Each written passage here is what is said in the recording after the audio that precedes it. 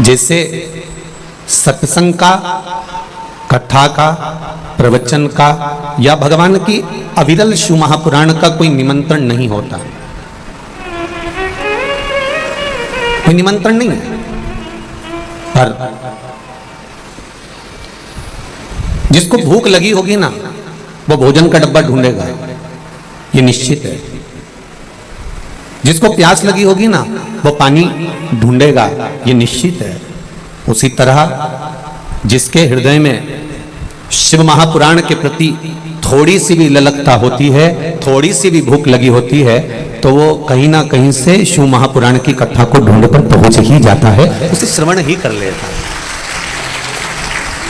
हमने सोचा था कि सालासर जी में कथा है और मंच से भी कह दिया था रे कम आना रे कम आना रे कम आना, पर जब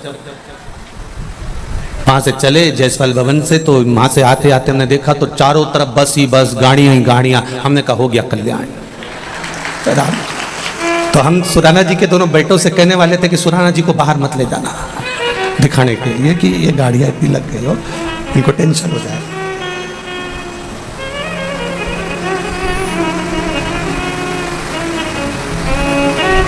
प्रभु कृपा, श्राद्ध पक्ष के ये जो 5 दिन मिले हैं आपको और हमको, एलईडी चालू करिए, एलईडी चालू नहीं है, एलईडी चालू करवाइए, पब्लिक परेशान हो रही है।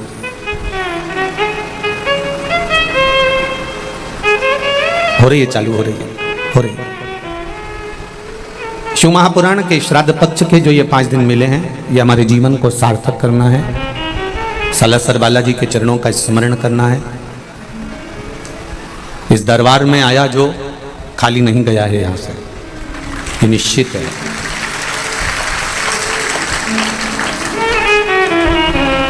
एक बार पूछा गया था, स्वयं मोहनदास जी महाराज जी ने पूछ लिया था एक बार कि सारी दुनिया में संकट हरने के लिए बैठोगे, सालासर में बालाजी काहे को बैठोगे? तो बालाजी बोले थे यहाँ तो मैं भंडार भरने के लिए बैठा हूँ, जो आता है वो खाली झोली लाता है और मैं उसको झोली भरकर पहुंचा देता हूँ। यहाँ तो वो झोली भरने के लिए बैठा हुआ।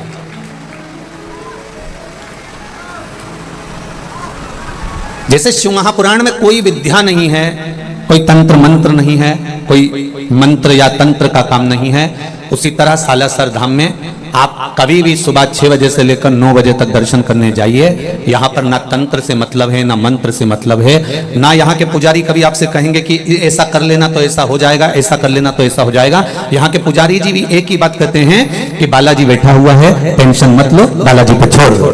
तो यहाँ ना तंत्र से मतलब है, ना मंत्र से, ना कोई चीजों से मतलब है। यहाँ तो केवल बाबा के पास गए और अपने दिल की बात कही और वो कार्य कर दे। जैसा मेरा शंभू, जैसा मेरा शंकर, जैसा मेरा उगरदानी, जैसा मेरा कुबेर भंडारी, उसके पास दिल से जाकर कहोगे, वो दिल से श्रवण करता है, सुनता है वो दिल से। आपने कहा, उसने सुना, वो श्रवण किया। महाराज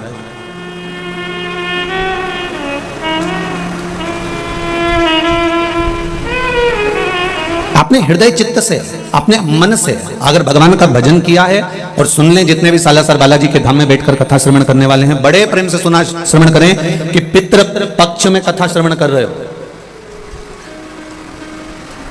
पहले तो मन से ये निकाल देना कि पितृपक्ष खारे दिन होते हैं। कई लोग कहते हैं पितृपक्ष में फ्रिज मत लाओ, श्राद्ध चल रही है अभी ये काम मत करो, श्राद्ध चल रही है अभी ये मत करो।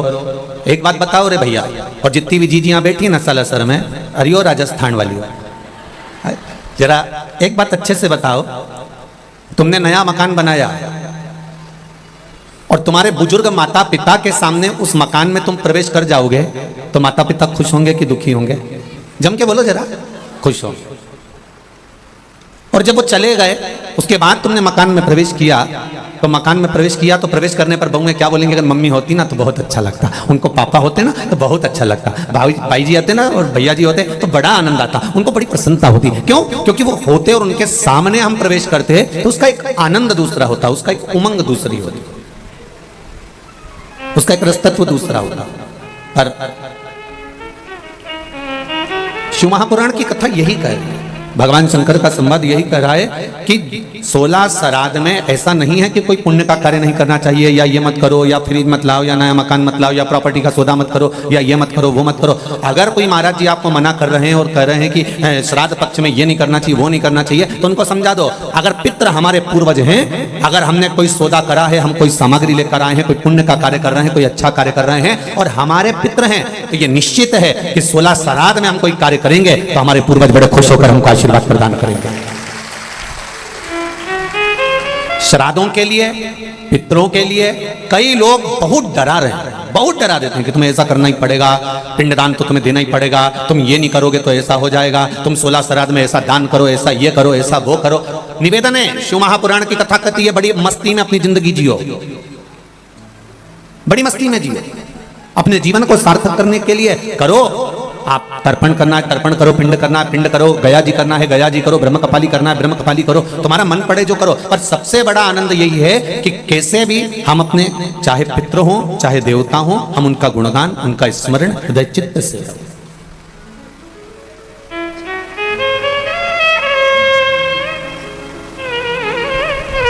खूब करो। मृत्युलोक, और मृत्युलोक के ठीक ऊपर है पितृलोक, पितृलोक के ठीक ऊपर फिर आगे जाकर देवलोक, फिर देवलोक से और ऊपर जाकर स्वर्गलोक। ऐसे क्रम हमारे यहां बने हुए हैं कि मृत्युलोक से ठीक ऊपर की ओर पितृलोक है।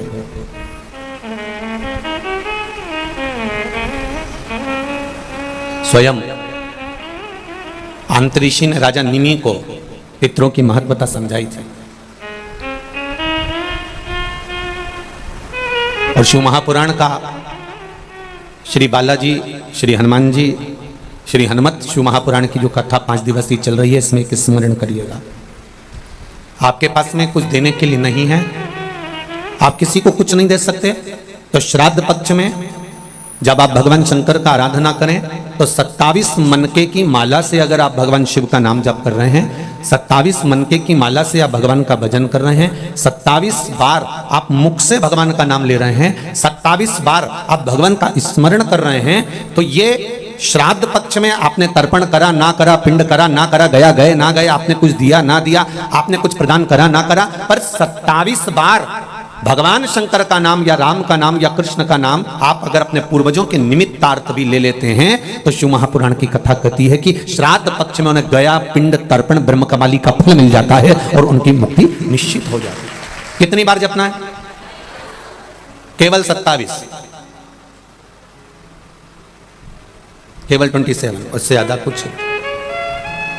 और यदि 27 बार आप भगवान का नाम नहीं भी जप सकते और आपको लग रहा है कि पितृ दोष के 4 लक्षण आपके पास में, पितृ दोष के 4 लक्षण बड़े होते हैं। पहला, घर में एक ना एक बीमार पड़ा रहता है, एक ठीक होगा, एक बीमार होगा, एक ठीक होगा, एक बीमार होगा, ये पितृ दोष का लक्षण। दूसरा, 1 रुपए कमाया, 1.25 रुपए खर्च हो रहा है, कहीं ना कहीं पैसा आके रखाता है और 2-3 दिन में पैसा चले जाता है, साथ में रखा हुआ भी धन जा रहा है, पितृ दोष का लक्षण है। तीसरा, घर में जितने सदस्य हैं आपस में किसी ना किसी बात के पीछे उनमें क्लेश बना रहता है, मन मुटाव बना रहता है, थोड़ी थोड़ी बात में कुछ ना कुछ क्लेश हो जाता है। 5वां, घर के बच्चे चिड़चिड़ प्रवृत्ति के होते जा रहे हैं, तो ये 4 लक्षण पितृदोष के बताए हैं। इन पितृदोष का निवारण आप गया जी चले जाएं, ब्रह्म कपाली करा लें, या तर्पण दे दें, या पिंड दे दें, उससे अधिक फल शिव महापुराण की कथा कहती है। आप शंकर भगवान के मंदिर में जब 1 लोटा जल लेकर जाते हैं, शिव जी को 1 लोटा जल जब समर्पित करते हैं, तो उस जल को धीरे धीरे 27 बार आप पंचाक्षर मंत्र, षडाक्षर मंत्र या श्री शिवाय नमस्तुभ्यं बोलकर अपने पूर्वजों का स्मरण कर जो 16 दिन उस एक ही कलश, बार बार 27 बार कलश नहीं भरना है, जो लोटा भरकर लेकर गए हो, कलश भरकर लेकर गए हो, उसी को 27 बार आपको केवल शिव जी पर गिराना है। जो 27 बार जल एक ही कलश का समर्पित कर देता है, उसके पूर्वजों को तुरंत मुक्ति फल प्राप्त हो जाता है, उसको फिर तर्पण आदि की जरूरत नहीं पड़ती। जल तो रोज चढ़ाते हो ना आप लोग, रोज जाते हो ना, सारी समस्या का हल 1 लोटा जल। आप अगर शिव जी के मंदिर रोज जा रहे हो, शंकर जी के मंदिर रोज जा रहे हो, प्रतिदिन जल चढ़ाने जा रहे हो, तो थोड़ा सा नियम चेंज करेंगे अपन। 16 दिन अगर हम शंकर भगवान को जल चढ़ा रहे हैं, आप कहेंगे गुरुजी अभी तो हमारे 2-3 दिन निकल गए, कोई बात नहीं है, जब जागे तब सवेरा। कोई जरूरी है कि वो पीछे के 2-3 दिन निकल गए तो हम कैसे नहीं, आप कल से प्रारंभ कर दो कि शिव जी के मंदिर में जब जल चढ़ाने जाओ तो जल को 27 बार धीरे धीरे कर चढ़ाना प्रारंभ करिए। 16 श्राद्ध पूरे होंगे, नवरात्रि आएगी, दीपावली आएगी, और नवरात्रि से और दिवाली के बीच में आपको खुद ये फल प्राप्त हो जाएगा कि आपने 27 बार जो जल चढ़ाया है उसका फल मिला कि नहीं मिला, आपको मिला कि नहीं मिला, घर में शांति हुई कि नहीं हुई, घर में आनंद आया कि नहीं आया, संपदा बढ़ी कि नहीं बढ़ी, वैभव आया कि नहीं आया। केवल 16 दिन पूर्ण हुए, नवरात्रि और दिवाली के बीच का समय आप अंदाजा लगाकर बैठ जाए। भोला सब दुख काटो भारा, ओ भोला सब दुख काटो भारा, शिव शंकर जपूं तेरी माला, भोले बाबा जपूं तेरी माला, भोला सब दुख काटो भारा, ओ भोला सब दुख काटो भारा। भगवान की शरणागति का सुख क्या होता है, भगवान की शरणागति का फल क्या होता है।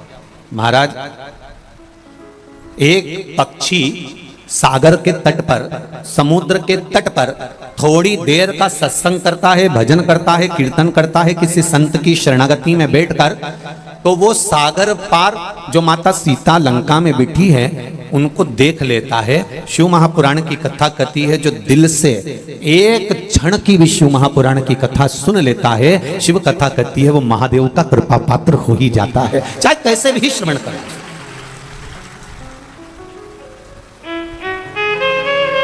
आप दिल से बस उसको स्मरण करो,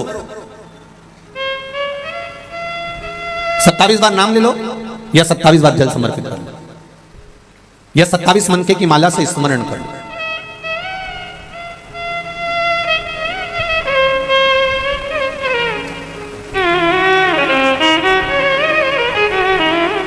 चौबीस 24,000 श्लोक की ये शिव महापुराण की कथा है,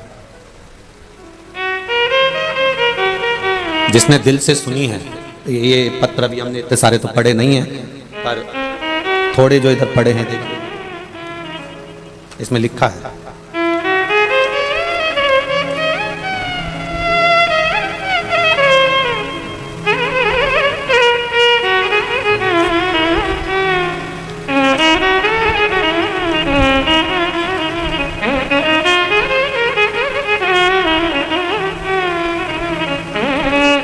गुरुजी, मेरा नाम सुदेश कंवर है, मैं गांव गोगामेणी, तहसील भादरा, जिला हनुमानगढ़ से हूँ। कहीं बैठी हो तो हाथ हिलाइएगा, आप ही हैं? गुरुदेव, मेरी शादी को 18 साल हो गए थे। बाबा की कृपा, आपने कहा था गुरुदेव कि लॉकडाउन में आपने एक बात कही कथा में, मैंने डॉक्टर को 18 साल में खूब दिखाया। 12 साल की एक बेटी मेरी पहले की थी, उसके बाद में मेरे यहाँ कोई 12 साल के बाद कोई संतान नहीं हुई। डॉक्टर ने मना कर दिया था कि अब संतान का सुख नहीं है, घर में पुत्र हो, यह भाव मन में लिया गुरुदेव। और एक बार आपकी कथा थोड़ी सी सुनी, आपने सफेद आंकड़े की जड़ का प्रयोग बताया था, लेकिन हमें लॉकडाउन में बाहर नहीं निकलने दिया और हम वो सफेद आंकड़े की जड़ नहीं ले पाए। तो हमने जिस फोन पर आपकी कथा सुन रहे थे उसी को आदर्श मानकर 10 फरवरी 2021 को बाबा की कृपा से हमने जिस फोन पर आदर्श मानकर यही विचार करा कि बाबा अगर आप सच्चे हो और शिव महापुराण की कथा यदि हमने श्रवण करी है तो हमारी गोद भर देना बाबा। और बाबा की कृपा से 10 फरवरी 2021 को हमारे यहाँ पुत्र रत्न की प्राप्ति हुई है। लिया जल्दी लाओ।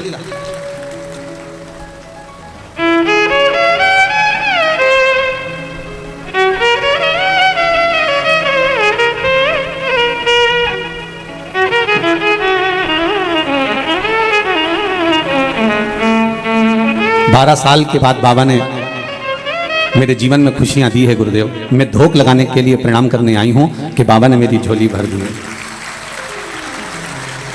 भोला सब दुख काटो, ओ भोला सब दुख काटो, शिव शंकर जपू तेरी माला, भोले बाबा जपू तेरी माला। जल्दी आओ जल्दी आओ। भोला सब दुख काटो मारा, भोला सब दुख काटो मारा।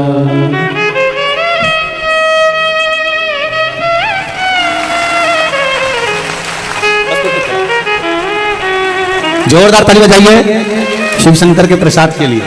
और उन्होंने इस बेटे का नाम क्या रखा? शिवम रखा है। जोरदार ताली बजाएं इस बालक के लिए। बहुत बहुत साधुवाद। मेरा बाबा जब भी देता है बड़े आनंद में देता है। शंभु। एक पत्र और बड़ा सुंदर आया, देखिए। शंभु शंभु। पवन कुमार सुनीता जी जाजू नागौर राजस्थान से आई है। कहीं बैठी हो तो हाथ हिलाएंगे आप ही। श्री शिवाय नमस्ते।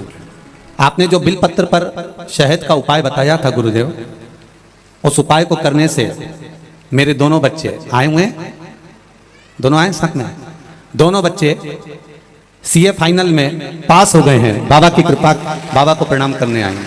माइक पहुंचाइए, माइक पहुंचाओ, जल्दी पहुंचाओ।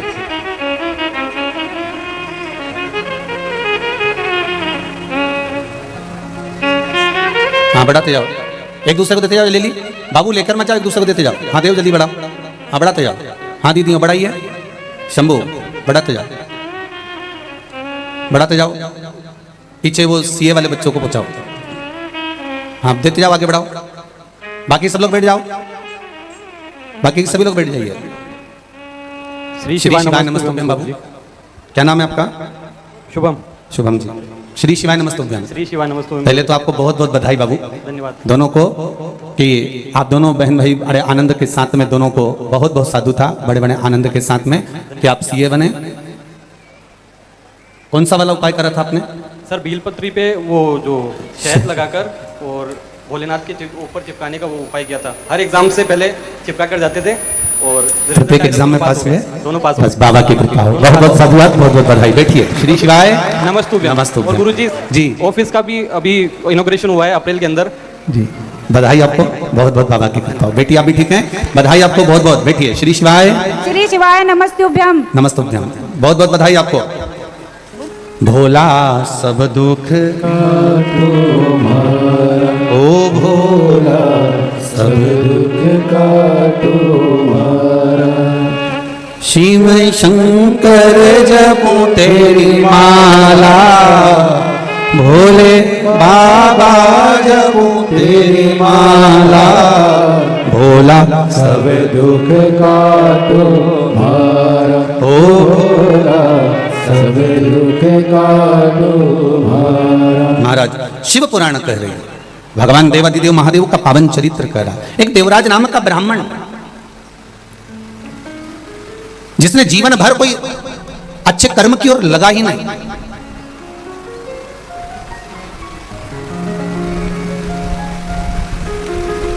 बड़ा सुंदर बात है संत श्री रविदास जी की। संत श्री रविदास जी की बड़ी सुंदर एक बात है।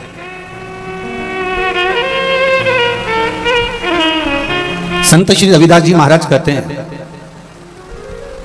कोई जात से नीचा नहीं होता।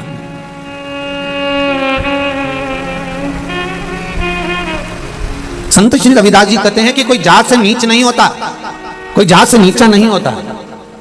एक चर्मकार, चमड़े का जूता बनाने वाले संत श्री रविदास जी कहते हैं कि कोई जात से, बिरादरी से, वर्ण से नीचा नहीं होता।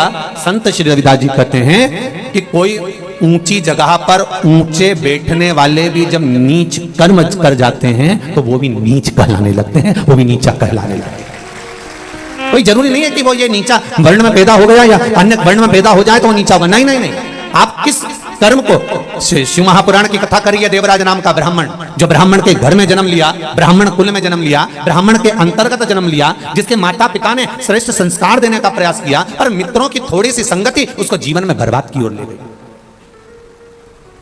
ताली, थाली और प्याली, ये तीन मित्र व्यक्ति को बर्बाद कर देते हैं। पहले नंबर का ताली, प्रसन्नता करने वालों से दूरी बनाकर रखना। जो जितना ज्यादा तुम्हारी प्रसन्नता करेगा, समझ लेना कि तुम्हें चने के झाड़ पे चढ़ा देगा। सुन लो री राजस्थान वाली जी जी, अच्छे से सुनो। कोई प्रसन्नता करे और अपन वहां से पढ़ लो, तुरंत बोल दो हर हर महादेव श्री शिवाय नमस्तुभ्यम। भैया हम तो जा रहे हैं, अब हमारे बस की बात नहीं, क्योंकि तुम ज्यादा प्रसन्नता करो तो सुनना नहीं अपने को, अपन को चल देना। हो सके अहंकार आ जाए तो, अभिमान प्रकट हो जाए तो, जरा से में काम बिगड़ जाए तो नहीं सुनना, बिल्कुल अपन तो चल दो, बस हो गया। हो राम जी हो, चलो।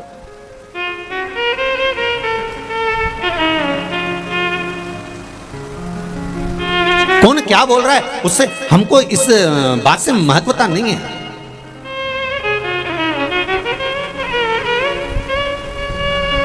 कल परम पूज्य 1008 संत श्रोमणी श्री द्वारका शारदा पीठ के जगत गुरु शंकराचार्य परम श्रद्धे श्री स्वरूपानंद सरस्वती जी महाराज का शरीर छूटा, देवलोक गमन हुआ। ये व्यासपीठ परम पूज्य गुरुदेव जगत गुरु शंकराचार्य जी के पावन चरणारविंद को श्रद्धांजलि समर्पित करती है। और सबसे ज्यादा नतमस्तकता इस व्यासपीठ से परम पूज्य जगत गुरु श्री स्वरूपानंद सरस्वती जी महाराज के पावन चरणों को करती है, क्योंकि उन्होंने सनातन धर्म में भले दुनिया के लोगों ने उनको कह दिया हो, कई लोगों ने उनका विरोध भी किया हो, कई लोगों ने शब्द पर शब्द भी कहे हो, कई लोगों ने राजनीति के भाव में भी कहा हो, पर यह व्यासपीठ उनको इसलिए बहुत बहुत बहुत श्रद्धांजलि और नमनता करती है, क्योंकि उन्होंने सनातन धर्म के जितने मंदिरों में अन्य देव की मूर्तियां लोग स्थापित करने लगे थे और हमारे सनातन धर्म के देवताओं को पूछना बंद कर दिया था और ना जाने किस किस को मंदिर में लाकर बिठा दिया था, उसका फुल जोर विरोध किया था। इसलिए उन्होंने सनातन धर्म में भले दुनिया कुछ भी कहती रहे, पर उन्होंने उस मूर्त को हटाकर अपने सनातन धर्म को पुनः जीवित किया।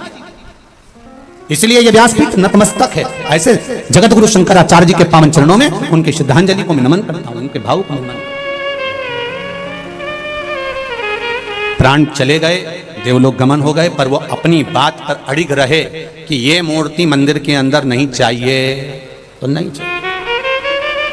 33 कोटि देवता छोड़कर तुम ये देवता उनको पकड़ के क्यों ला रहे हो? कौन ने कहा तुम? नतमस्तक है ये व्यासपीठ परम पूज्य जगत गुरु शंकराचार्य श्री राम स्वरूपानंद सरस्वती जी के पावन चरणों। अपनी बात पर अड़ी डटे रहे महाराज।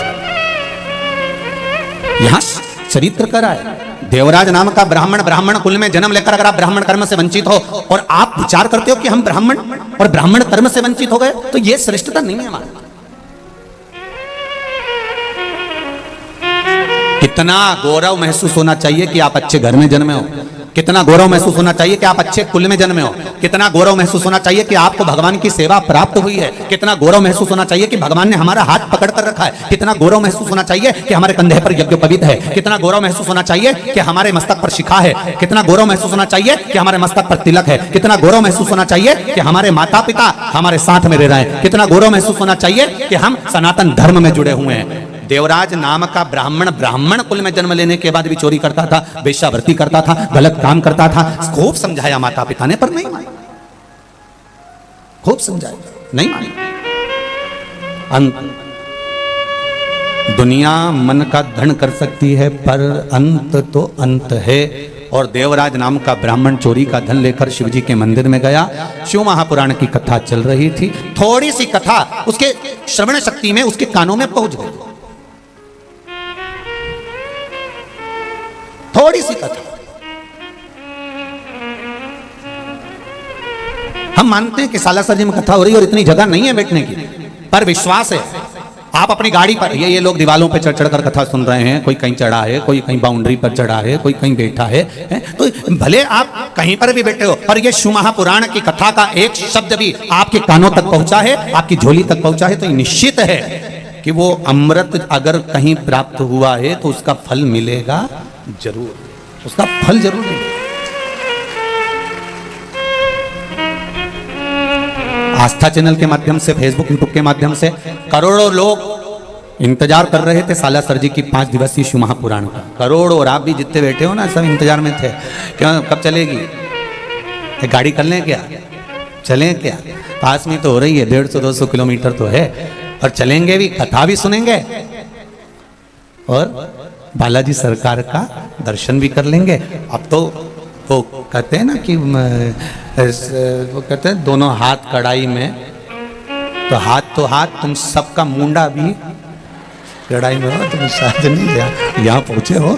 सुराना परिवार अगर कथा करा रहा है तो ये जानकर जितने परिवार के लोग आए ना सुराना जी के, बड़े भाग्यशाली हो साहब, बड़े किस्मत वाले। घर जाके नजर उतर वाले ना, कहीं बाबा की कृपा हुई है, बड़े भाग्यशाली। एक तो श्राद्ध पक्ष में शिव महापुराण की कथा, ऊपर से बालाजी सरकार के चरणों में कथा, बड़े भाग्य की बात है, साधारण नहीं है साहब। और जितने लोग कथा सुन रहे हैं टीवी पर या मोबाइल पर, दिल से कहूंगा आज कथा केवल शिव पुराण आपके घर पर नहीं पहुंच रही है, ये निश्चित है। केवल शिव पुराण आपके घर नहीं आ रही है, आज मेरा बालाजी सरकार भी आपके घर में प्रवेश कर रहा है, ये निश्चित है, ये निश्चित। पवन तनय संकट मंगल मूर्ति रूप, राम लखन सीता सहित हृदय बसौ सुर रूप। ये शिव कृपा है, ये उसकी कृपा बिना मिला है उससे। देवराज के कानों में थोड़ी सी शिव महापुराण की कथा चली गई और कथा श्रवण कर देवराज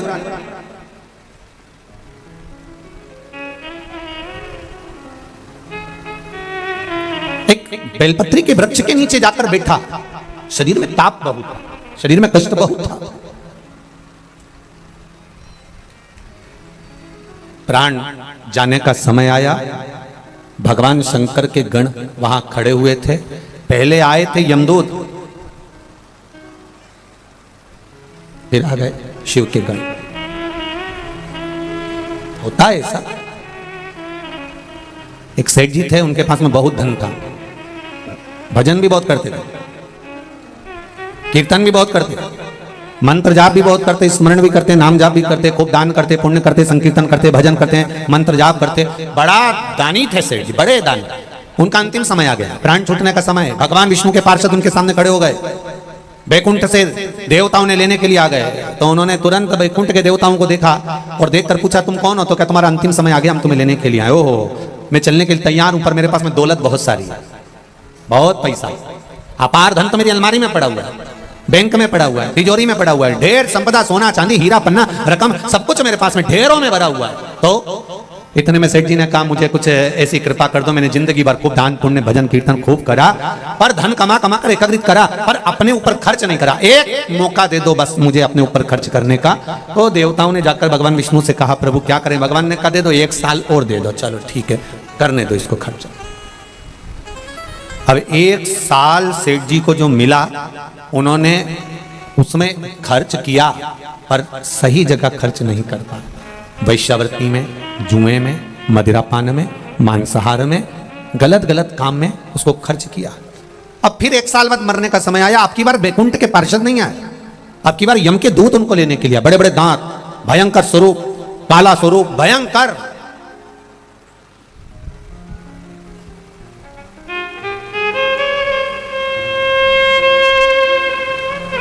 अब स्वरूप काला है, भयंकर स्वरूप है, बड़े भयंकर दिख रहे, बड़े भयंकर। अब देखिए कहां देवता आए थे और कहां ये आ गए। बदलने वाला भी बदल देता है। एक पत्र आया है किसी का, बड़ा सुंदर पत्र।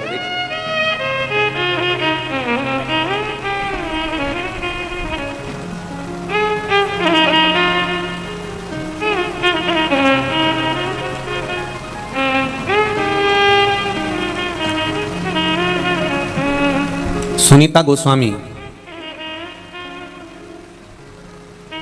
मैं रहने वाली ठीकरी, जिला बड़वानी से हूं। कहीं बैठी हैं? आप ही हैं? दोनों हाथ हिला तो एक बार। हर हर महादेव, श्री शिवाय, नमस्ते अभिनम। गुरुजी, मेरी बहू को गुप्त नवरात्रि में लड़की का जन्म हुआ। लड़की का रूप इतना काला कि उसे देख के मैं अस्पताल में रो पड़ी। गुरुदेव, बहू की आंख में भी जल भरा हुआ था कि इतना भयंकर रूप बेटी का था। इतनी रोई बहू भी और मैं भी कि ये बेटी इतनी काली, इतनी काली, इतनी काली कि जिसका रूप देखा नहीं जाता। गुरुदेव, उसी समय पर शिव महापुराण की कथा का स्मरण आया और बाबा से विनती करी और उस बेटी के कान में श्री शिवाय नमस्तुभ्यम बोलना शुरू किया। गुरुदेव, इतनी काली थी बेटी कि मैं वर्णन क्या करूं। श्री शिवाय नमस्तुभ्यम मंत्र बोला और उसके ऊपर हाथ रखा। धीरे धीरे धीरे धीरे बाबा की कृपा से वो काली से महागौरी बन गई। ये शिव कृपा के लिए मैं सालासर में यहाँ पर धोख लगाने बाबा को प्रणाम करने आई हूँ, कथा में बाबा से निवेदन करने आई। ये शिव कृपा। बैठो बहन। श्री शिवाय नमस्तुभ्यम। शंभु शरणे मांगू घड़ी घड़ी दुख काटो दया करी दर्शन आपो।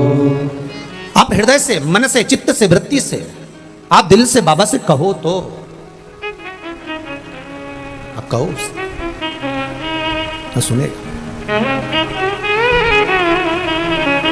कबऊ चूके ना, कबऊ चूके ना, कबऊ चूके ना तेरा कोई काम रे। भजले गौरापति को चूके ना कोई तेरा काम रे। भजले गौरापति को चूके ना कोई तेरा काम रे। भजले गौरापति को चूके ना कोई तेरा काम रे। तो भजले गौरापति को। अरे गौरापति को भजले गौरापति को। गौरापति को भजले गौरापति को। गौरापति को भजले गौरापति को।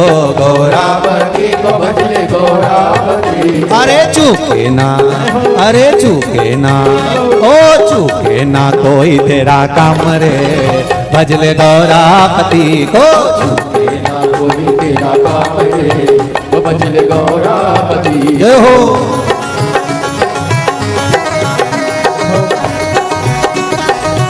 बड़े आनंद से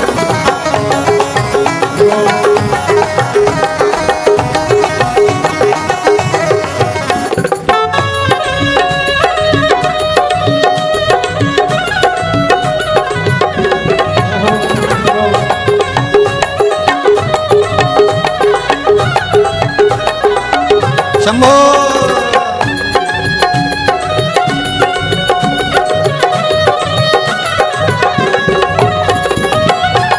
बड़े भाव।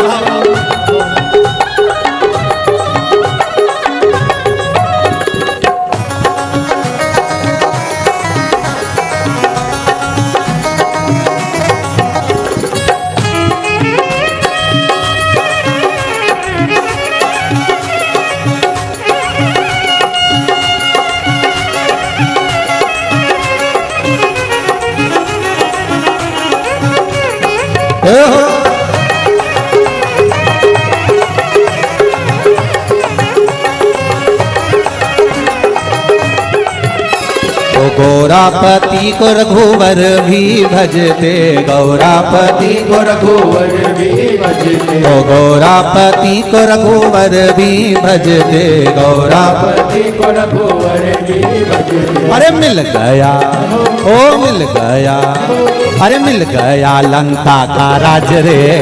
भजले गौरापति को। लंका का राज रे। भजले गौरापति। कबऊ चूके ना कोई तेरा काम रे। भजले गौरापति को। चूके ना कोई तेरा काम रे। भजले गौरापति। अरे गौरापति को भजले गौरापति को। गौरापति को भजले गौरापति को। ओ गौरापति को भजले गौरापति को। गौरापति को भजले गौरापति। कबऊ चूके ना, कबऊ चूके ना, कबऊ चूके ना कोई तेरा काम रे। भजले गौरापति को। ना कोई तेरा काम रे। भजले गौरापति। जय हो।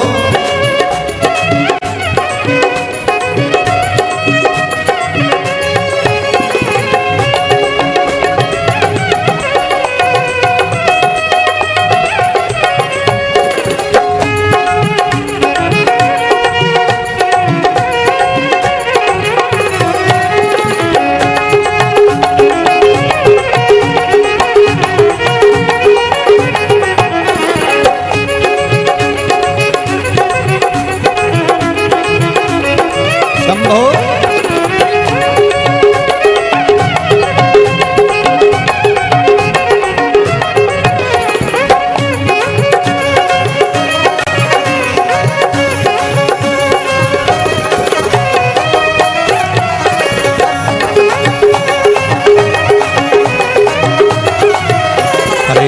गौरापति को मेरे कान्हा भी भजते, गौरापति को मेरे कान्हा भी भजते, गौरापति को मेरे कान्हा भी भजते, गौरापति को मेरे कान्हा भी भजते, हाँ कान्हा भी भजते, हरे लाला भी भजते, लाला भी भजते, ओ गौरापति को मेरे कान्हा भी भजते, गौरापति को मेरे कान्हा भी भजते। अरे मिल गया, ओ जी मिल गया, हाँ जी मिल गया द्वारिका राज रे, भजले गौरापति को मिल गया द्वारिका राज रे, भजले गौरापति तेरा चूके ना कोई तारा काम रे, भजले गौरापति को चूके ना कोई तेरा वो भजले गौरापति जय हो।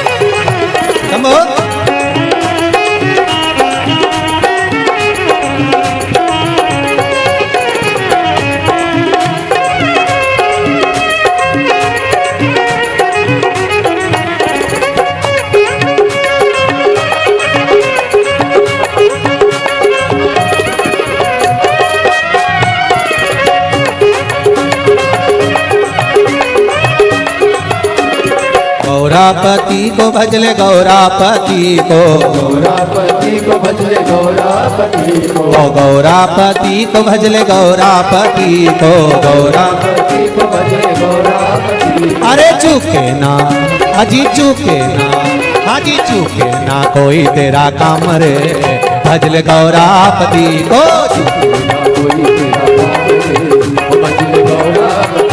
हो चुके ना कोई तेरा काम रे, भजले गौरापति को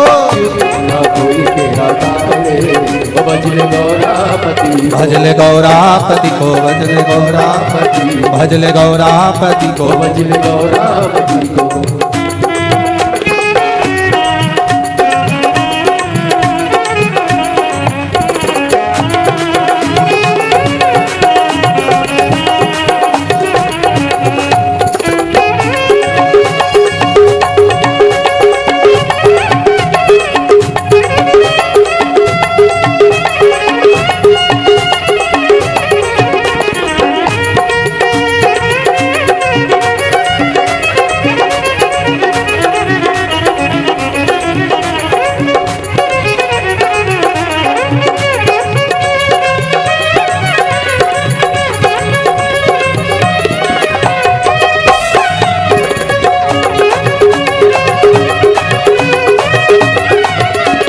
गौरापति को सुर मुनि भी जपते, गौरापति को सुर मुनि भी जपते, गौरापति को सुर मुनि भी जपते, गौरापति को सुर मुनि भी जपते। अरे मिल गया, हाजी मिल गया, ओ जी मिल गया बैकुंठ धाम रे, भजले गौरापति को भजले गौरापति, भजले गौरापति को, भजले गौरापति भजले गौरापति को, भजले गौरापति को, भजले गौरापति को, भजले गौरापति को, भजले गौरापति को। हार हार भगवान देवाधिदेव महादेव की कथा करती है। कभू चूके ना कोई तेरा काम रे, भजले गौरापति को। आप दिल से, हृदय से, मन से अगर भगवान को रिझा रहे हो तो ये निश्चित है कि वो सुनेगा जरूर, सुनेगा। सालासर धाम में कथा चल रही है, आप बाबा से, शंभू से, मेरे शंकर से दिल से कहें, श्री शिवाय नमस्तुभ्यं। अपनी जगह पर बैठकर भाव से, हृदय से, दिल से कहें, श्री शिवाय नमस्तुभ्यं श्री शिवाय नमस्तुभ्यं श्री शिवाय नमस्तुभ्यं श्री शिवाय नमस्तुभ्यं श्री शिवाय नमस्तुभ्यं भोला सब दुख काटो हमारा, ओ भोला सब दुख काटो हमारा। शिव शंकर जपो तेरी माला, भोले बाबा जपो तेरी माला, भोला सब दुख काटो हमारा, ओ भोला सब दुख काटो हमारा। भगवान शिव से निवेदन भाव से, दिल से, हृदय से सुनेगा वो, ये निश्चित है। महाराज देवराज नामक का ब्राह्मण गलत कर्म करा पर उसकी माता का फल उस बेटे को मिला। मेरी माताओं, दीदियों, भाई, एक निवेदन करना चाहूंगा, आपके एक लोटा जल जो आप शिव जी को चढ़ा रहे हो, इसका फल कहीं ना कहीं तुम्हारे परिवार को प्राप्त जरूर होगा, ये निश्चित है। खाली नहीं जा सकता,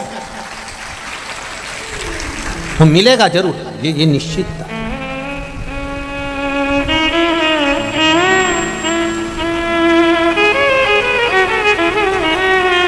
खेत में एक बीज डाल दिया आपने, एक बीज बो दिया आपने, और खेत में अगर एक बीज बो दिया है, डाल दिया है,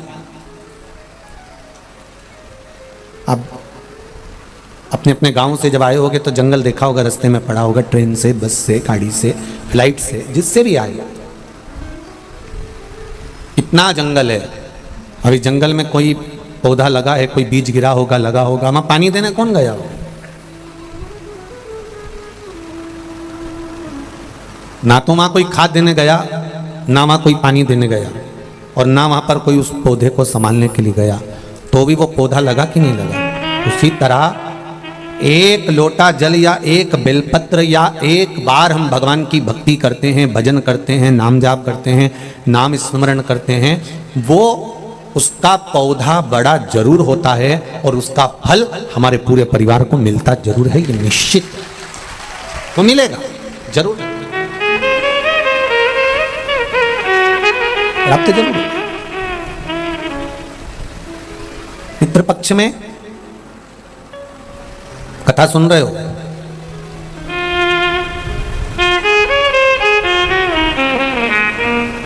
इसका फल आपको तो मिलेगा ही, साथ में आपके पूर्वजों को भी प्राप्त होगा, और वो जरूर प्राप्त होगा,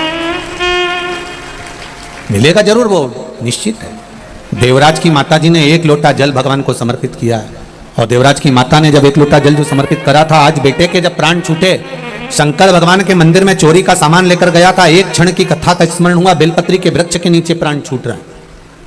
शास्त्र कहता है आज भी मुर्दे को लेकर जाते हैं, राम नाम सत्य कहते कहते, तो बीच रास्ते में शमशान में ले जाने से पहले एक जगह ऐसी होती है जहां पर मुर्दे को उतारा जाता है, जहां पर मुर्दे का उतारा करा जाता है, मुर्दे को उतारा जाता है, अर्थी को रखा जाता है। कई लोग पूछते हैं यहाँ अर्थी को रखने से क्या लाभ मिलता है, यहाँ मुर्दे को क्यों रखा जाता है? अब उनको ज्ञात तो इस चीज का है नहीं, स्मरण कहा हमारे पूर्वज ऐसा कहते थे, यहाँ रखना चाहिए, थोड़ी देर विश्राम देना चाहिए, थोड़ी देर रखना चाहिए, पर रीति क्या है, उसका नियम क्या है? उसका नियम क्या है?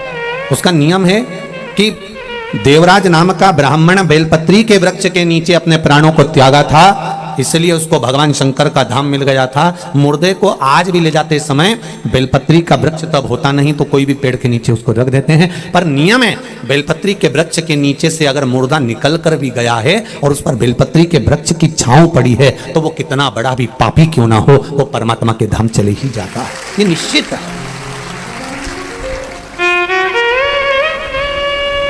निश्चितता।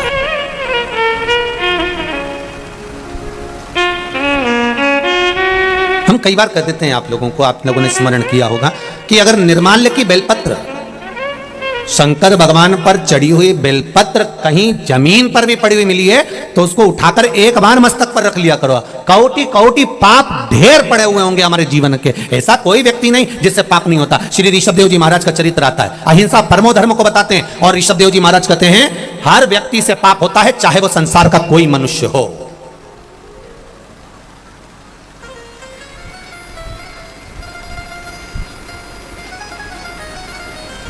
ऋषभदेव जी महाराज कहते हैं ऐसा संसार का कोई मानव नहीं जन्मा जिससे पाप नहीं हुआ।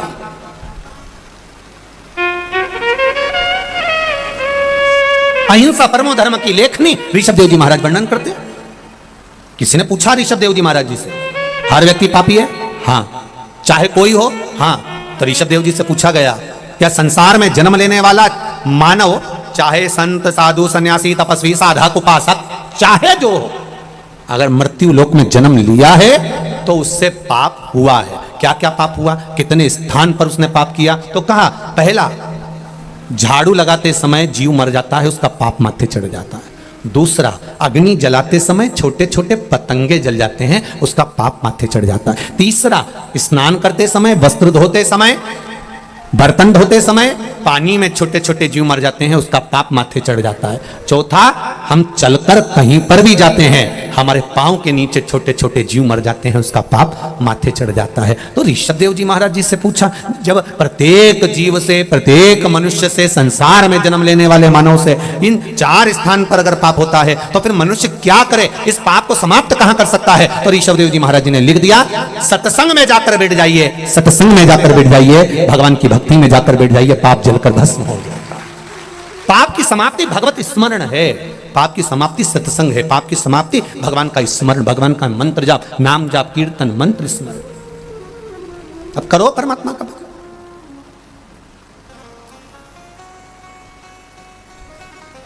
आप भगवान का भजन में नित्य लगिए, पाप छिन्न। जब अदालत में पेशी कर कर कर थक जाते हो तब वकील कहता है राजीनामा, अरे बोलो जम के बोलो, राजीनामा कर लो।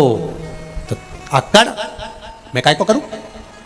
तो क्या और चलने दो, और पेशियां चली। थक गए, तब वकील ने फिर कहा राजीनामा कर लो। मैं काय को करूं, मैंने इतने बड़े बड़े वकील कर रखे। फिर पेशी पे पेशी चली, एक अदालत से काम छूटा, दूसरी अदालत में पहुंच गए, फिर पेशी। फिर वकील ने कहा, जम के बोलो, राजीनामा कर लो। वकील कोई मूर्ख नहीं होते, वकील भी अक्ल वाले होते हैं। और एक बात वकील हमेशा कहता है कि जिंदगी में अगर वकीलों से सीखना है तो वो आपको समझाकर एक बार जरूर कहेगा कि एक बार अच्छे से विचार कर लो, राजीनामा कर लो। ये हर वकील कहता है। हाँ, जिसको ज्यादा खाना हो तो भले नहीं कहेगा क्या करना राजीनामा करके, अभी तो चलने दो, केस चलने दो, केस चलने दो, केस चलने। पर जो चतुर वकील होगा, विद्वान होगा, ज्ञानवान होगा, जो चाहेगा आपका हित, तो वो कह देगा कुछ नहीं, राजीनामा करो और अपनी जिंदगी खुश होकर जियो। जब तक केस चलेगा तब तक तू डिप्रेशन में रहेगा। सही है कि गलत है? छोटा सा भी अगर अदालत में केस चलता है, प्रॉपर्टी का, संबंध का, रिश्तों का, धन का, दौलत का, आदि का, आदि गलत गलत कार्य का अगर केस चल रहा है तो तुम रात को सही से सो नहीं सकते। आधी रात को एकदम याद आ गई तो उठ के बैठ जाओ। सेल टैक्स, इनकम टैक्स आदि के, जीएसटी वीएसटी, जरा सा याद आ गया, वो फाइल तो रह गई तुरंत। अब पत्नी भी कह रही है, क्यों उठ के बैठे हो, सो क्यों नहीं जाते?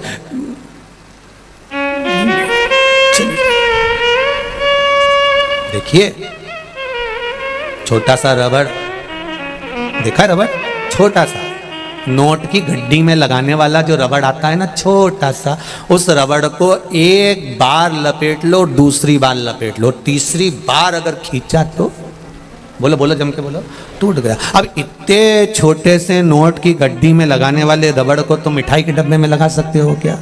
2 बार?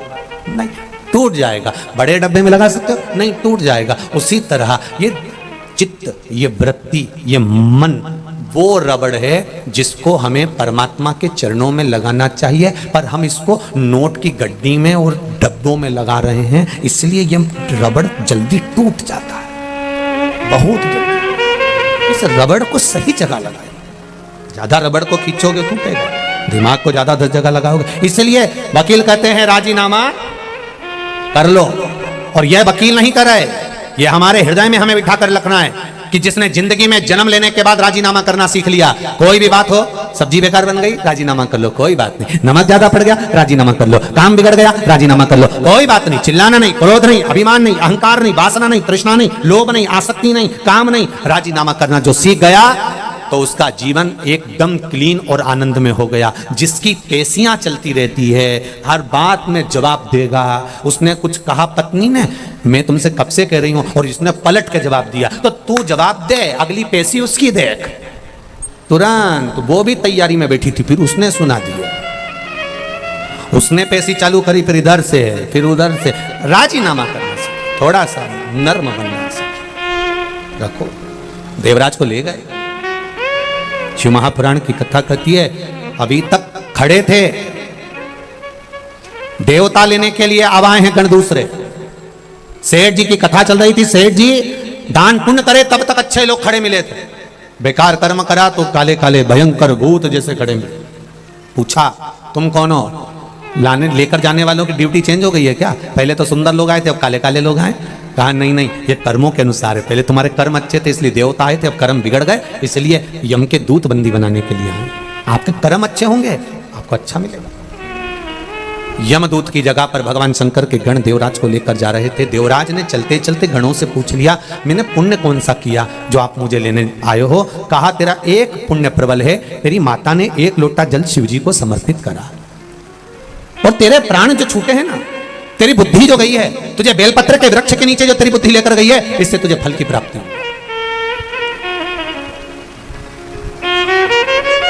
अच्छी जगह अपने गांव से, अपने नगर से, अपने शहर से, आप अच्छी जगह पर जाकर बैठ रहे हो, कथा में जाकर बैठ रहे हो, सत्संग में जाकर बैठ रहे हो, प्रवचन में जाकर बैठ रहे हो, भगवान के भजन में जाकर बैठ रहे हो, अच्छी जगह से आप अगर भगवान कीर्तन में जाकर बैठ रहे हो, अच्छी जगह से आप अगर भगवान के भजन में जाकर बैठ रहे हो, तो भगवान को धन्यवाद देना कि जरूर हमारे पूर्वजों का कुछ पुण्य हुआ होगा जिसके बल पर हमें यह पावन कथा श्रवण करने का सौभाग्य मिला।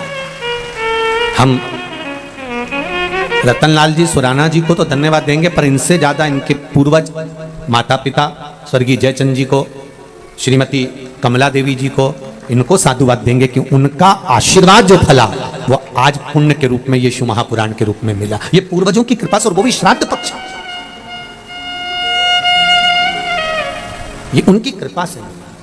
तेरी कृपा बिना न हिले एक भी लेते हैं श्वास, तेरी कृपा से तनो तनो बखान क्या करूं मैं राखों के ढेर का, चपटी भभूत में है खजाना कुबेर का।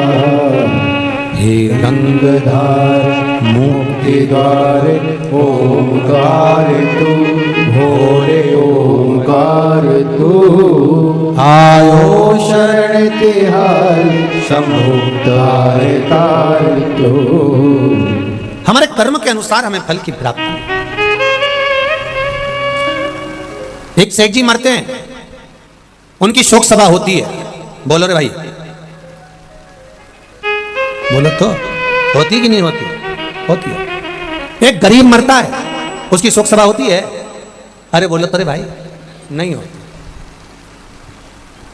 सेठ जी मरे तो शोक सभा हुई, गरीब मरा तो शोक सभा हुई नहीं। कारण क्या था? क्योंकि सेठ जी अपना शोक पूरा करते करते करते करते जिंदगी गवा दिए, और आज तक मरते तक भी इनका शोक पूरा नहीं हुआ, इसलिए इनकी शोक सभा हुई। पर गरीब का कोई शोक नहीं होता, इसलिए उसकी शोक सभा भी नहीं होती। वो मस्त अलमस्त।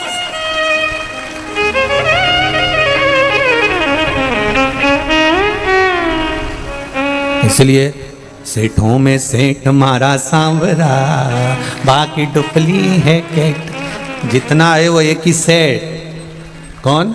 सांवरिया सेठ, बाकी के साथ सेठ मरा, पैसे वाला मरा, धनपति मरा, करोड़पति मरा, बहुत अंबारपति मरा तो उसकी शोक सभा हो रही है, क्योंकि वो जिंदगी भर शौक पूरा नहीं कर पाया। कभी फ्रिज, कभी वॉशिंग मशीन, एक दुकान से काम नहीं हुआ दूसरी दुकान में गया, दूसरी दुकान से काम नहीं हुआ तीसरा, एक हैंडसेट हाथ में था गड़बड़ हुआ जल्दी से बदल लिया, शौक पूरे नहीं हो रहा है, इसीलिए इनकी शोक सभा होगी।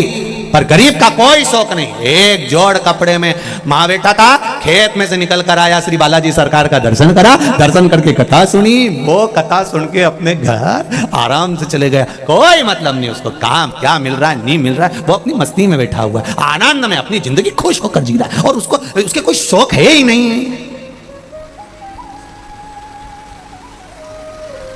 कोई शौक नहीं, इसलिए इनकी शौक सभा भी नहीं।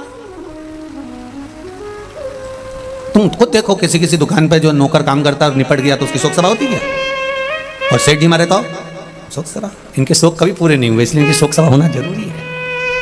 कभी जिंदगी में पूरे नहीं हुए। इन्हें एक प्रॉपर्टी खरीदी, मन नहीं भराया, दूसरी से मन नहीं भराया, तीसरी से मन नहीं भराया, चौथी, और जोड़ जोड़ जोड़ जोड़ आखिरी में सब यहीं छोड़, इतना बड़ा फोटो और प्लास्टिक के फूल की माला और 2 अगरबत्ती और गुलाब की माला, थोड़े दिन तक 12-15 दिन, इससे ज़्यादा कुछ नहीं। वो मालवा के संत श्रीनागर जी महाराज नहीं कहते, तेरा तेरा दिन याद करे, क्यों रे मन सुमिरन क्यों नहीं करे, केवल 13 दिन तक ताजे फूल की माला, 2 अगरबत्ती, 1 दिया, और पूरा घर का लोग आएगा, आँख से आंसू बहाएगा, और 13वें दिन नुक्ती और बूंदी का रायता और मंगोड़ा, गुलाब जामुन, दही बड़ा और इमरती सब चकाचक खाएंगे। तू मर गया, उसके बाद भी लोग कहेंगे थोड़ी तरी वाली सब्जी दो, थोड़ी तरी वाली दो, थोड़ा रायता खट्टा हो गया, इसमें शक्कर मिलाई दो रे बाबा, थोड़ा सा खट्टा हो गया। अब बताओ, वो मरी क्या, चले गया, 16 श्राद्ध में फोटो को नीचे रखेंगे, और फोटो को नीचे रखकर और कंडा जला के घी और शक्कर गुड़ छोड़ेंगे, और बेचारे को दमे की बीमारी थी, बेचारा दमा में मर गया, और ने कंडे की ओर धुनी दे दी, और पड़ेगा दर आ रही, और घी और पूड़ी और खीर पूड़ी में मिला के तुम्हारे फोटो में चिपका देंगे, और तुम ऐसी स्माइल देती रहोगी, वो पूरी चिपकी रहेगी, खत्म जिंदगी सब। इसलिए मान मेरा कहना नहीं तो पछताएगा, और माटी का खिलौना माटी में मिल जाएगा, हेट बूट सूट सब धरा रह जाएगा अलमारी में।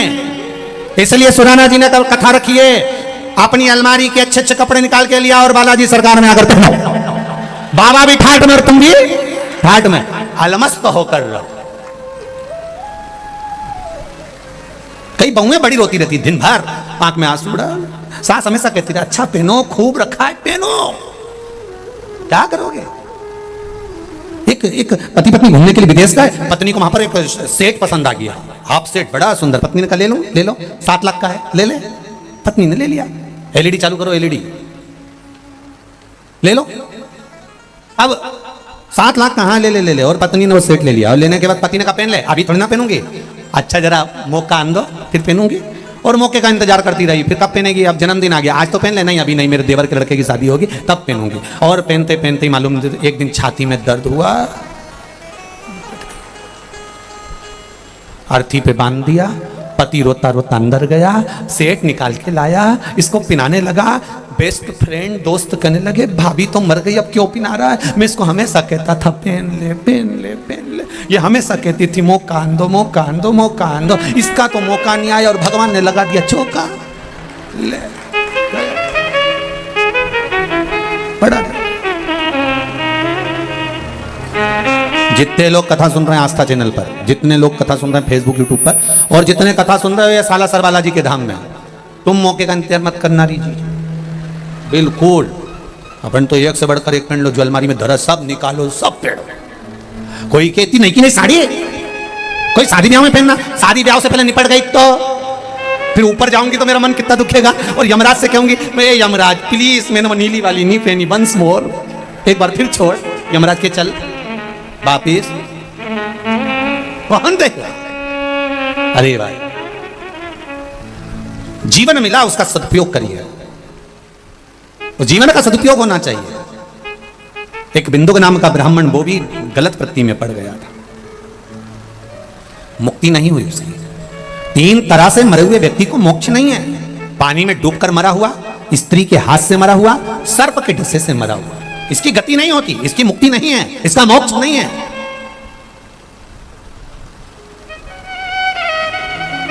अगर किसी स्त्री के चक्कर में, किसी नारी के चक्कर में, किसी नारी के कहने पर, किसी स्त्री के कहने पर कोई मर गया, उसकी मुक्ति नहीं है।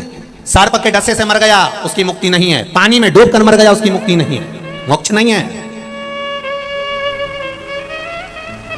कितनी बड़ी बात लिखी है शिव महापुराण में।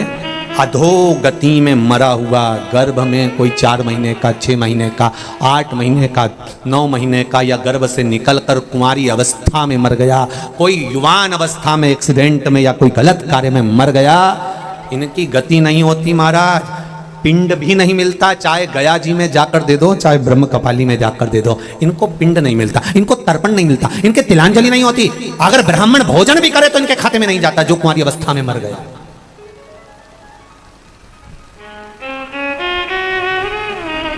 कहां मुक्ति? क्या करना? तुमरुका जी ने चंचुला देवी से कहा, इनकी एक ही मुक्ति है, शिव महापुराण की कथा। कुछ देव मत देव। एलईडी चालू करवाइए, एलईडी। कुछ देव मत देव, कुछ देव ना देव, कोई। पर निवेदन है, अगर जिसने जिंदगी में एक बार हृदय से, चित्त से, मन से शिव महापुराण की कथा सुन ली, ध्यान देना जरा, श्राद्ध चल रहा है ना, श्राद्ध के अंतर्गत क्यों कहा जाता है कि बाजार से भोजन खरीद कर श्राद्ध नहीं करना? श्राद्ध करना तो घर की बहुओं, घर की माताएं भोजन बनाए। क्यों कहा? गरुण पुराण में, पद्म पुराण में, अग्नि पुराण में, स्कंद पुराण में, शिव महापुराण में वर्णन मिलता है कि घर की नारी बहुएं जब भोजन बनाती है श्राद्ध पक्ष का, और वो भोजन ब्राह्मण जब ग्रहण करता है, तो केवल बहू बेटियां जब भोजन बनाती हैं, बहुएं भोजन बनाती हैं, तो केवल ससुराल के पितर नहीं तरते, ध्यान देना। जैसे ससुराल में कोई दादा ससुर है, उसकी तिथि है चतुर्थी, तुमने चतुर्थी को श्राद्ध का भोजन बनाया, ब्राह्मण को भोजन कराया, तो बहुओं को यह ना लगे कि हम हमारे ससुर के, दादा ससुर के निमित्त से जिम्मा रहे। नहीं, बहू जब भोजन बनाती है, ससुराल में अगर कोई ब्राह्मण श्राद्ध पक्ष का भोजन ग्रहण करता है, तो बहू के मायके में अगर इस तिथि में कोई गया होता है, तो आधा भाग उसके खाते में, उसके मायके में पहुंच जाता है। बहू को यह बात का अंदाजा रहना चाहिए कि केवल आप ससुराल वालों के लिए श्राद्ध में भोजन नहीं बना रहे, वहां भी। इसलिए जब पिंडदान होता है, तर्पण होता है, तिलांजलि होती है, और गया जी जाते हैं, तो वहां पर नाना पक्ष और यहाँ का पक्ष दोनों का नाम लिया जाता है। बोलो सही है कि गलत है? तुम्हारे पिताजी का नाम बोलो, दादाजी का नाम बोलो, फिर वहां पूछेंगे तुम्हारे नाना जी का नाम बोलो, पर नाना का नाम बोलो, वहां पूछा जाता है दोनों कुल को, दोनों परिवार को। इसलिए बहू बेटियों को चाहिए, घर की माताओं को चाहिए, जब भी भोजन बनाए वो बड़े प्रेम से बनाए, आनंद से। और प्रयास करा करो कि श्राद्ध पक्ष में सीधा ना देना, आटा चावल दाल ये हम ना दें। हम चाहें ये नहीं कि हम सीधा देके हम भगवान को कि हमने सीधा दे दिया, अब हमें भोजन बनाने की जरूरत नहीं। आप भोजन बनाओ, सीधा दोगी तो केवल ससुराल का लाभ मिलेगा, कि ससुराल का कोई तिथि का व्यक्ति गया तो उसको फल मिलेगा। पर आपने अगर भोजन बनाया और ब्राह्मण ने अगर भोजन तुम्हारे घर में करा, तो उसका आधा भाग तुम्हारे ससुराल में अपने आप चला जाएगा, उन जीवों का भी कल्याण हो जाएगा। जिसको ससुराल में, अगर मायके में किसी ने भोजन नहीं भी दिया, मायके में कोई प्राप्त नहीं भी हुआ, तो उनको भी उसकी फल की प्राप्ति हो जाएगी। देव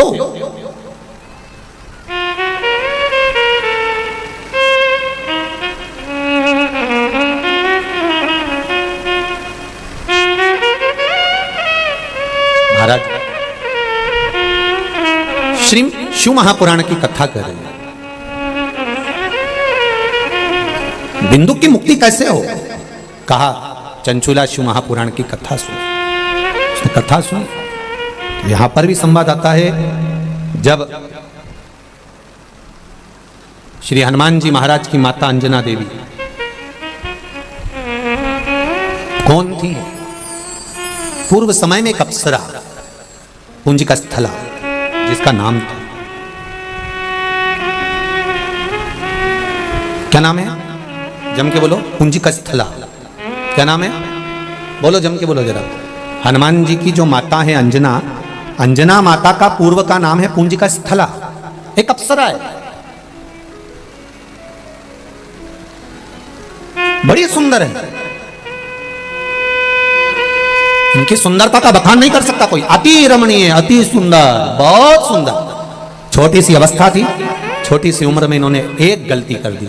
उस पुंजिका स्थला ने एक गलती करी कि वो सुंदर तो थी पर चंचल बहुत थी। सुंदर भी और चंचल भी। महाराज, पुंजिका स्थला ने एक गलती कर दी कि वो आज मृत्यु लोक में गई, भ्रमण करने के लिए जब पहुंची, भ्रमण करते करते उसने क्या देखा कि एक बंदर तपस्या में लीन है, साधना में लीन है, तप कर रहा है।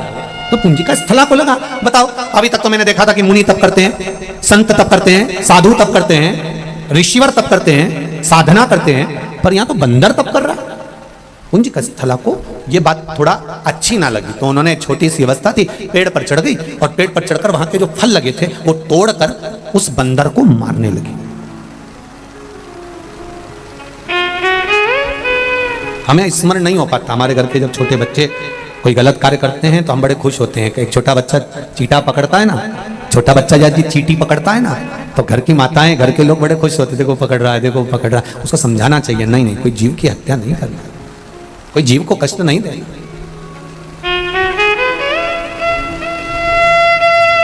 क्यों किसी को दुख? महाराज, शिव कथा कहती है ये मानव का शरीर बड़ी मुश्किल से मिला है, ये किसी को कष्ट देने के लिए नहीं, किसी के कष्ट के निवारण के लिए मिला। आपने शिव महापुराण की कथा में से कुछ सीख लिया कि मुझे 27 बार श्राद्ध पक्ष में शंकर भगवान को जल चढ़ाना है, या 27 मनके की माला से जाप करना है, या 27 बार मुझे मंत्र का स्मरण करना है। केवल आपने सीखा और आपकी जिंदगी संवरने लगी, तो उसमें आपका फायदा है, उसमें आपका लाभ। जैसे एक पत्र आया, देखिए,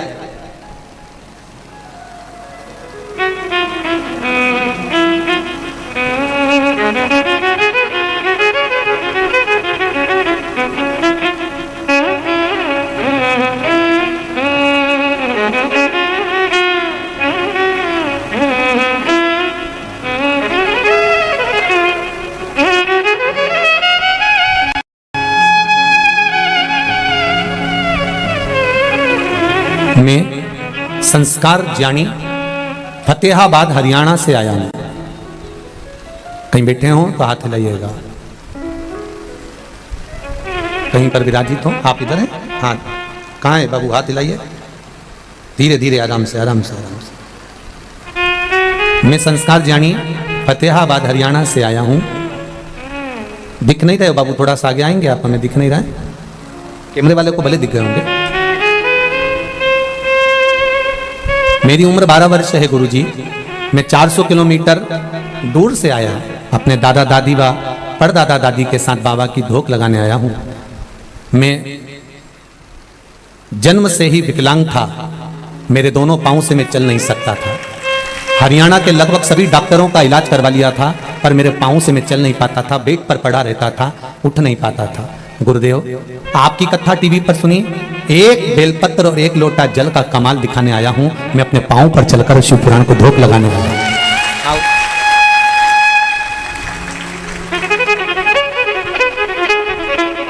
मेरी पूरी जिंदगी 12 वर्ष पलंग पर पड़े पड़े निकल गई। सारे डॉक्टरों ने कहा था कभी नहीं चल सकता, पर एक बेलपत्र एक लोटे जल ने मुझे चलाया है गुरुदेव।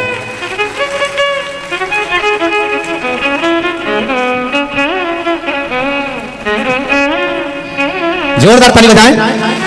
जो बेटा पलंग पर पड़ा रहता था, उठ नहीं पाता था, चल नहीं पाता था, आज वो चलकर सालासर बालाजी की इस कथा में शिव महापुराण में पहुंचा है। जोरदार ताली बजाकर स्वागत करें।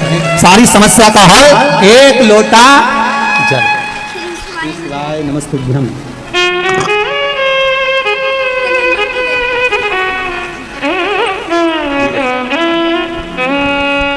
चलने की खुशी क्या होती है इस बच्चे से पूछिए, जो जीवन का इतना आनंद पाया है। 12 साल से जो पलंग पर पड़ा था और चला है बाबा की कृपा से, उसके चलने की प्रसन्नता, उसका आनंद है। शंभु शरणे मांगू घड़ी रे घड़ी, दुख काटो दया करी मैं दर्शन आपू। देखकर बड़ी प्रसन्नता है। देखिए, शिव जी के पास में, यहाँ पर हमारे पास में या कुबेरेश्वर धाम में या हमारे पास कोई ऐसी विद्या नहीं, कोई मंत्र नहीं, कोई साधना नहीं, कोई हमारे पास में बेल भभूति नहीं। हमारे पास तो केवल ये शंकर का नाम है और शिव का स्मरण है। शंकर भगवान का ही स्वरूप श्री बालाजी सरकार साला